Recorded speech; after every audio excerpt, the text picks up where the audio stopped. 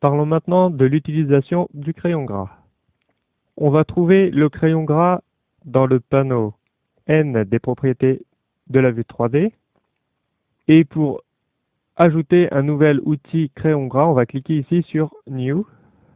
Ça ajoute un nouveau Grease Pencil, donc crayon gras. Et pour utiliser le Grease Pencil, il va falloir maintenir la touche D comme Draw et ensuite maintenir le clic gauche. Donc pour faire des annotations avec ce crayon gras, donc là, je vais inscrire quelque chose. Voilà. Donc là, en maintenant D et le clic gauche, je peux dessiner grâce au crayon gras. Donc les annotations se font en 3D. Leur but est uniquement de pouvoir, enfin un de leurs buts principaux est de pouvoir simplement mettre des annotations, donc ça peut être pratique pour du travail en équipe, pour passer l'information précisément sur des scènes complexes, pourquoi pas. Donc au niveau des propriétés de ce crayon gras, en fait, on a des calques d'abord. Donc ici, on a un seul premier calque, donc GP Layer. Si on veut créer un nouveau calque, on clique ici sur New Layer. Pour le supprimer, on utilise la croix. Donc chaque calque possède ses propriétés. Donc on a ici la couleur du calque.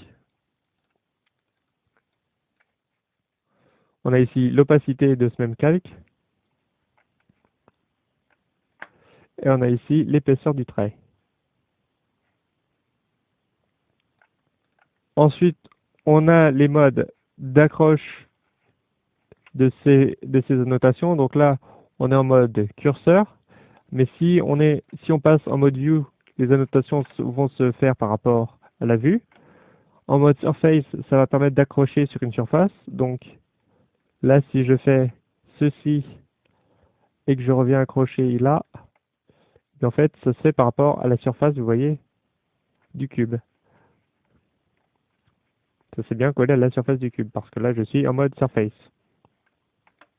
Et donc, stroke, ça permet de faire coller sur d'autres traits.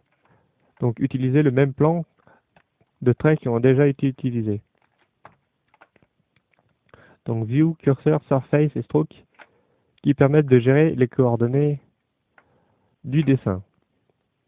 Dernière option éventuellement, on a ici Convert, donc qui permet de convertir le dessin en chemin ou en courbe de Bézier. Donc là, par exemple, j'ai converti en courbe de Bézier, et donc je peux éditer la courbe de Bézier comme toute autre courbe.